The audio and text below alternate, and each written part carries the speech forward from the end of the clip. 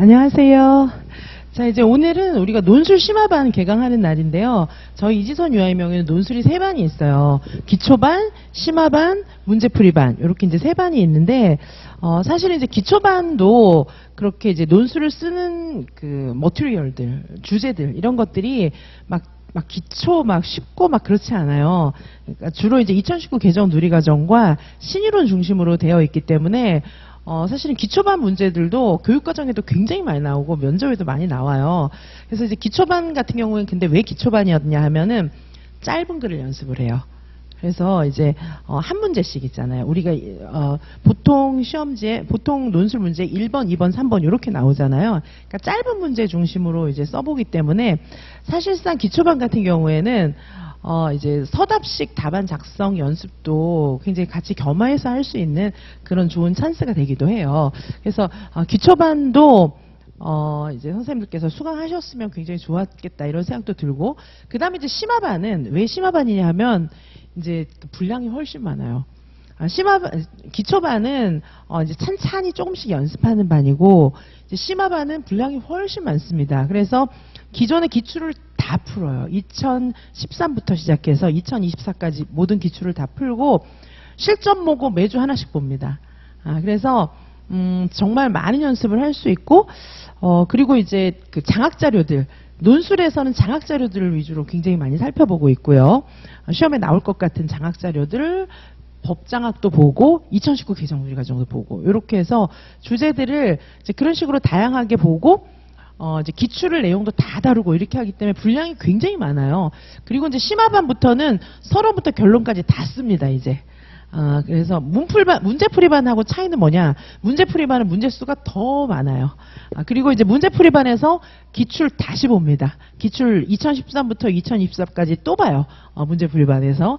자, 그래서 선생님들께서 논술 기초반, 심화반, 문제풀이반 정도면 이제 사실 다 커버가 될 가능성이 많지만 저희는 또 수많은 나중에 실전 보고가 엄청 많잖아요. 그때 또 논술이 또 다 들어가 있어요. 그리고 이제 개인지도반에서도 논술 다 다루고 이렇게 하기 때문에 논술을 사실상 굉장히 많은 연습을 할 수가 있거든요.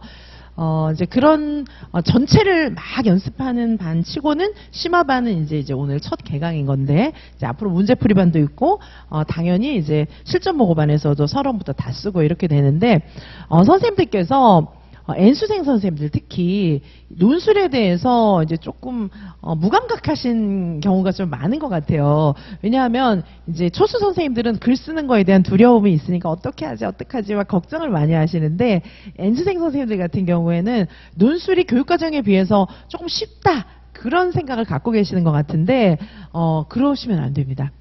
일단 제가 이제 굉장히 많이 본 케이스는 논술 때문에 떨어지는 분들을 많이 봤어요. 그 말은 무슨 말이냐? 논술을 막 0점 받고 그러진 않아요.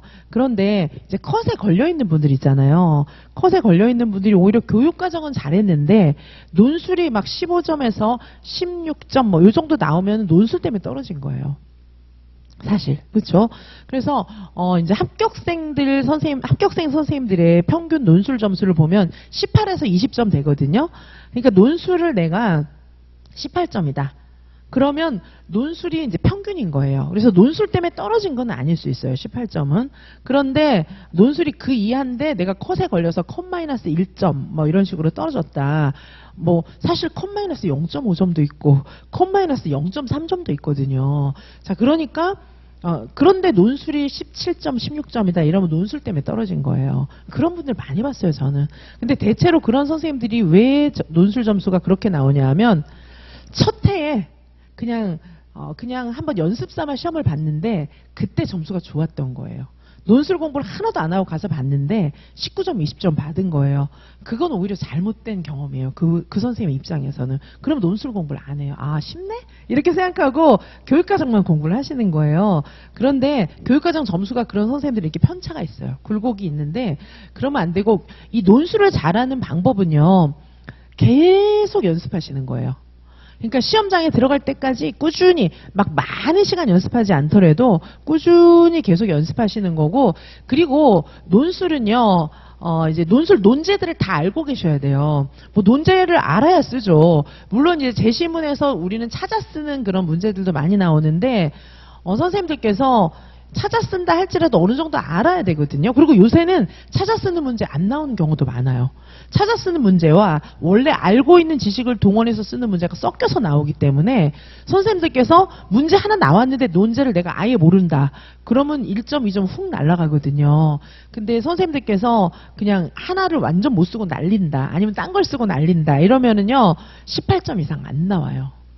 그래서 어떤 경우에 15점 이하도 나오고 막 그러세요. 자, 그래서 이 논술을 절대 무시하면 안 됩니다. 자, 무시하면 안 되는 이유는 뭐냐 하면 논제 하나 놓치면은 18점 이하로 떨어지기 때문에 합격하는데 18점 이하가 되신 분들도 있긴 있어요.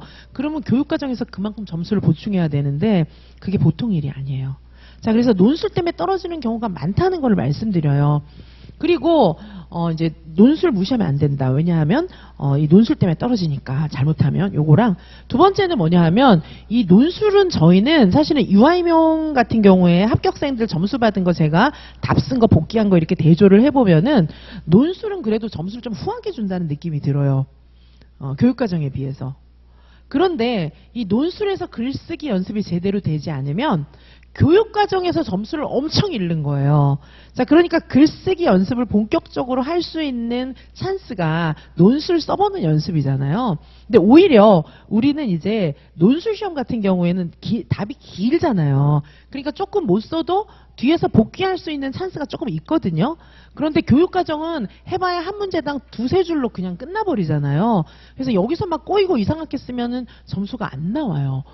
아니 뭐 교육과정 시험이 뭐 글쓰기 시험이야? 어느 정도 글쓰기 시험이에요. 왜냐하면은 이게 우리가 쓰는 문장 있잖아요. 우리가 쓰는 문장 전체가 true, 참이어야 돼요. 답안지에 거짓을 넣어놓으면 감점이에요. 그렇지 않겠습니까? 참을 써야죠. 참 명제, true를 써야 되는 거예요. 근데 거짓 명제를 써놓고 그거를 만점 받기를 바라면 안 되는데 이 답을 채점하고 읽는 사람들은 이 머리가 글 쓰는 쪽으로 발달한 사람들이기 때문에 이상한데? 여기 true 아닌 게 들어있는데? 이런 게 보여요. 자, 그래서 선생님들께서 true로 일단 문장을 쓰시려면 전공 지식을 알아야 되지만은 일단 육하원칙에 맞게 제대로 딱 써야 문장이 오류가 없는, false가 없는 true인 문장이 되는 거예요. 자, 그 연습을 교육과정에서도 누차 하셔야 되지만은 논술에서 이 글쓰기 연습하기는 너무 좋은 거예요. 자, 그래서 이 논술이 결코 논술만으로 끝나지 않는다. 그 점이 정말 힘든 점이에요. 자, 이제 지금은요, 선생님들 시험 답 쓸 때 이제 챗 GPT가 단답은 다 해줘요. 선생님들 GPT 앱 있잖아요. 뭐 엄청난 앱 아니어도 그냥 어플 다운받아서 해보세요. 별거 다 답해줍니다. 뭐 이제 일상생활부터 시작해서 전공 지식에 이르기까지 답을 다 해줘요. 그래서 그렇게 단답 지식은 지금은요, 그 AI가 훨씬 잘해요, 우리보다. 자, 그래서 우리에게 필요한 능력은 뭐냐 하면은 사고력이에요, 사고력. 그래서 이제 모든 시험이 사고력을 중요하게 생각하고 지금 제가 작년부터 뭐 얘기했지만 각 대학에 무전공으로 많이 뽑는다고 제가 말씀드렸잖아요, 작년부터. 그 정도로 굉장히 열린 사고로 전공도 바라보고 공부 방식이 이제 옛날처럼 딱딱 부러지는 일제시대 방식에, 일제강점기 시대 방식에 그런 공부를 이제 벗어났어요. 이제 그동안 너무 일제강점기에서 이제 뭐냐 하면 식민지 국가들의 그 창의성을 좀 없애기 위해서 본토에서는 그렇게 교육하지 않았지만은 이제 우리나라를 강점하면서는 이제 그 인지상정이잖아요. 내가 지배하는 나라가 잘 살면 안 된다 이런 생각을 하지 않겠어요, 그렇죠? 자, 그래서 그때 일제 강점기 때 굉장히 창의성 말살하려는 그런 공부를 시켰단 말이에요. 근데 그게 이제 해방 이후에도 계속돼 가지고 얼마 전까지 그렇게 많이 했던 거예요. 지금은 아니에요. 지금은 모든 시험이 창의성 위주로 우리가 OECD 국가로서 이렇게 뻗어나가고 있는데 아직까지 옛날 단답을 생각하시면 안 되는 거예요. 암기는 기본이고요. 암기 안 하고 시험장에 들어가면 이제 붙을 생각이 없는 거고 암기는 기본이고 절대 그것만으로 되지 않기 때문에 글 쓰는 실력이 진짜 중요해요. 내 생각을 정확하게 쓰는 게 논술이든 교육과정이든 시험 합격의 기본입니다, 이제는. 자, 그런데 그 연습을 하기 위해서는 논술이 진짜 필요한 거예요. 자, 그래서 논술의 중요성을 일단 말씀을 드렸고요. 논술을 합격하기 위해서는 무시하시면 안 돼요. 적어도 18점이 나오면 평타예요. 합격생 평타고 19점, 20점이면 내가 논술 때문에 약간 덕을 봤다고 생각하시면 되는 거고 그 미치면 점수를 까먹는 거예요. 자, 그래서 논술 때문에 그러니까 18점 이하였는데 내가 떨어졌다 이러면 이제 컷에서 걸려서 떨어진 분들은 논술 때문에 떨어진 거예요. 자, 그래서 논술의 중요성을 생각하시고 경각심을 가지고 꾸준히 공부하시고 역시 많은 문제를 푸는 게 중요합니다. 자, 여기 제가 드리는 모든 문제들은요. 대학교 수준이 출제한 문제다 보니까 제 문제에서는 제 논술 문제도 셀 수 없이 많다 보니까 논술에서 논술 적중도 진짜 많이 하죠. 어떤 때는 문제 배열까지 똑같은 해도 있었어요. 논술 배열까지 똑같게 적중을 하지만 이 논술 문제에서 교육과정과 2차 면접도 엄청 적중하거든요. 자, 그래서 이 논술도 정말 열심히 다루셔야 돼요. 그래서 저는 사실은 이 논술은 유아교육과정 연습, 유아교육과정 실습 이런 마음으로 다루고 있어요. 그래서 우리가 사실 현장을 알아야만 풀 수 있는, 현장을 알아야만 이제 교실 상황 이런 것들이 다 교육과정도 문제로 나오잖아요. 자, 그래서 그런 것들을 염두에 두고 장학이라든지 법안전, 2019 개정누리과정 이런 모든 것들을 다 다루고 있기 때문에 선생님들께서 이 내용도 정말 잘 공부하셨으면 좋겠어요. 자, 그래서 이 강의는요 1시 반부터 5시 반까지 뭐 당연히 진행을 하고 저희가 풍부한 문제를 다루는데 굉장히 초점을 두고 있습니다. 그리고 여기는 전체 답안 쓰기 연습이고 뭐 짧은 글 600자 800자라는 얘기는 조금 짧은 글을 쓴다는 건데 짧은 글은 제가 어떻게 쓰는지 알려드리고 실제 연습은 전체 연습을 하도록 하겠습니다. 자, 그리고 한 회차분 정도는 제가 첨삭 지도를 다 해드릴 생각이에요. 그래서 선생님들께서 한 회차분 정도는 저한테 어떤 형태든지 보내주시면 제가 첨삭 지도 해드리도록 하겠습니다. 자, 그래서 요 강의 계획서를 좀 자세하게 보여드리도록 할게요. 자, 당연히 마지막 주가 아니라 매주 실전 모의고사를 봅니다. 마지막 주는 이제 정말로 모고 볼 시간을 드릴 거예요. 직강 선생님들께 시간을 드리고 이제 진짜 실전 모의고사처럼 볼 기회를 드리고 평소 수업 시간에는 그 시간을 다 드리면 제가 강의를 언제 해요. 그래서 평소 수업 시간에는 문제만 드리고 제가 해설해 드리고 모범답안도 다 드리고 이렇게 하는데 선생님들이 여기 와서 시험 볼 시간은 못 드리는 거예요. 마지막 주는 시간까지 드려요. 그래서 마지막 주는 실전 모의고사를 본다고 되어 있는 거고 매주 실전 모의고사 한 문제씩 나가요. 자, 그래서 선생님들께서 실전으로 연습해 보시면서 기출을 다 풀어보고 총정리해 보실 수 있는 그런 기회가 될 겁니다. 자, 그래서 늘 말씀드리지만은 정말 실전 문제들을 풀어보는 거 이거는 교육과정이든 논술이든 2차든 다 마찬가지예요. 실전 문제를 풀어보지 않고는 시험 합격하기 어려워요. 그래서 실전에 대한 감각을 기르는 게 중요한데 이제 심화반부터는 실전에 대한 감각을 계속해서 길러 나가도록 하고 나중에 마지막 문제풀이반에서는 주당 2문제씩 풀어요. 실전 모의고사를. 그래서 훨씬 많은 문제를 풉니다. 실전 모의고사 반에서는 논술 문제풀이반이 있거든요. 나중에 그 반은 훨씬 더 많은 문제를 풀어요. 자, 그래서 선생님들한테 충분한 문제를 많이 공급해드린다. 이렇게 이제 말씀을 드렸고 그동안에 이제 유아임용 수업가에서 문제를 완전 문제 가뭄 현상 1차든 2차든 뭐 교육과정이든 논술이든 완전 문제 품귀 현상 이런 것들이 이제 많았는데 제가 오면서 문제가 일단 제가 공급하는 문제가 엄청 많고 제가 이제 문제를 많이 공급하니까 여타의 수험가에서도 이제 문제를 공급하려고 애쓰는 것 같아요. 조금이라도 더 풀게 하려고. 근데 이제 저희 문제 숫자가 일단 비교가 안 되고 문제 퀄리티가 대학교 수준이 출제한 문제와 일반인이 출제한 문제는 뭐 완전히 어른의 차이기 때문에 그건 비교가 안 되고요. 그리고 해설 자료. 저희는 교육과정도 해설 자료 너무 자세하지만은 이 논술 같은 경우에 묻고 있는 문제에 대한 컨텐츠가 머릿속에 들어있어야 되잖아요. 그래서 논술 알맹이들, 논술 컨텐츠들 그런 내용들을 굉장히 잘 정리해서 드리기 때문에 그 내용을 쭉 공부하고 선생님들께서 시험장에 들어가셔야 돼요. 자, 그래서 논술 컨텐츠 공부와 실전 연습 이런 것들을 충분히 해야겠다 이렇게 생각하시고 논술은 결코 논술로 끝나지 않습니다. 우리 시험은 논술 교육과정 이렇게 칼로 딱 자르듯이 구분되는 거 아니고 그 다음에 1차와 2차도 이렇게 칼로 자르듯이 구분되는 게 아니에요. 그래서 이 모든 것들을 선생님들께서 충분히 하실 수 있게 그렇게 도와드리도록 하겠습니다. 자, 모범 답안이고 뭐고 전부 다 저희는 PDF 파일로 드려요. PDF 파일로. 모든 자료는 저희가 다 PDF로 드리잖아요. 자, 그래서 PDF로 이제 언제까지 드릴 수 있을지는 저도 잘 몰라요. 하여튼 드릴 수 있는 때까지 드리도록 하겠습니다. 그래서 PDF 파일로 다 드리니까 폰으로도 보시고 태블릿으로도 보시고 이제 이렇게 하시면 되고요. 자, 기출 당연히 여기서 이제 2013에서 2024 기출 분석하고요. 그리고 실전 문제 정말 많이 풉니다. 요거는 이제 매주 한 문제씩 풀 거예요.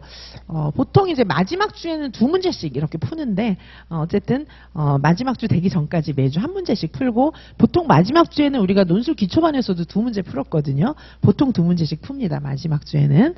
자, 그리고 이제 서론 결론, 요 만능틀 드릴 거예요. 그래서 선생님들께서 서론 결론 쓰시는데 많은 시간을 보통 이제 소비하시는데 만능틀 드리도록 하고요. 그리고 제 다음 카페에 보면은 논술 암기장 강의했던 거 음원 파일이 또 올라가 있어요. 그래서 그 논술 암기장도 선생님들 요약 공부하시기 굉장히 좋은데 이제 그 논술 암기장보다 훨씬 여기가 내용이 많아요. 논술 암기장은 기초반과 심화반 사이에 공부하실 수 있는 그런 내용이었고, 여기 심화반은 이제 훨씬 더 내용이 또 많습니다.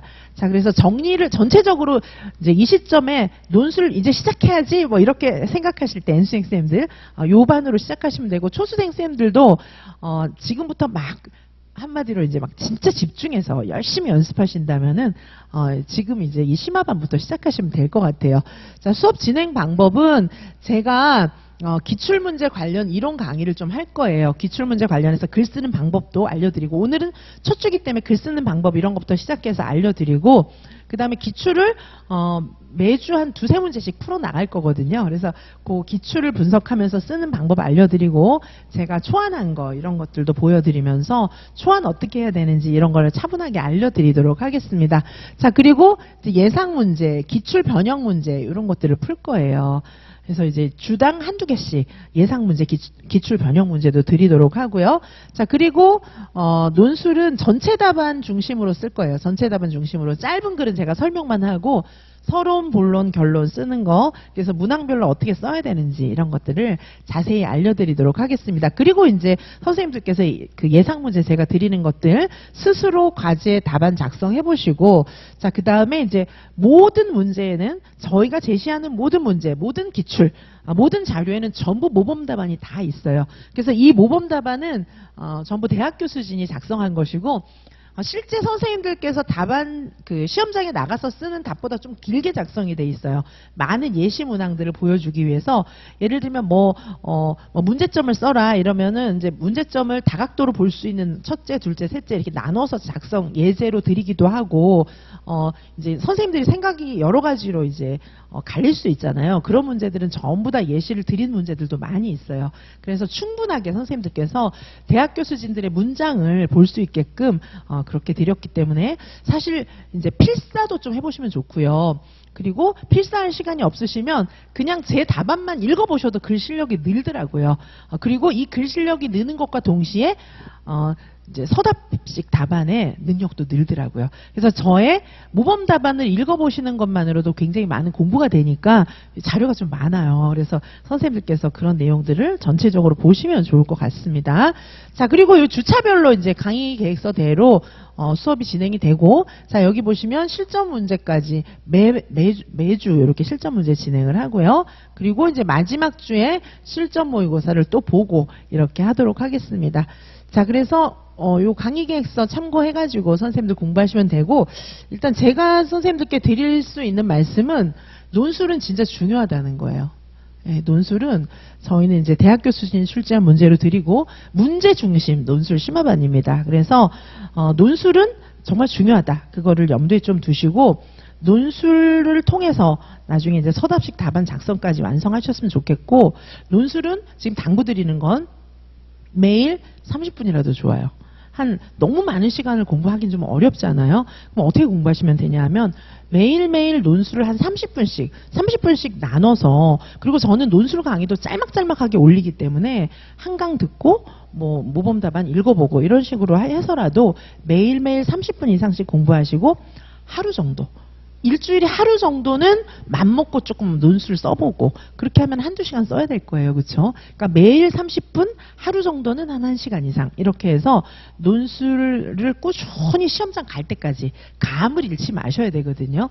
자, 그래서 논술을 절대 무시하시면 안 된다. 논술을 열심히 할 때 교육과정 서답식 답안도 덩달아서 잘 써줄 수 있다. 그 점을 기억을 해주시고, 또 저희 이 논술 자료 드리는 것들은 전부 장학자료, 2019 개정 누리과정 자료, 법자료 이런 것들이 많기 때문에, 자, 이런 자료들과 함께 논술 연습을 하신다면 논술로 끝나는 게 아니고 교육과정과 2차까지 쭉 연결이 된다는 걸 기억하시고, 지금부터는 논술 심화반과 함께 논술도 이제부터는 빠뜨리시면 안 돼요. 열심히 공부하시기 바랍니다. 자, 그럼 잠시 후부터 논술 수업 시작하도록 하겠습니다. 네, 감사합니다.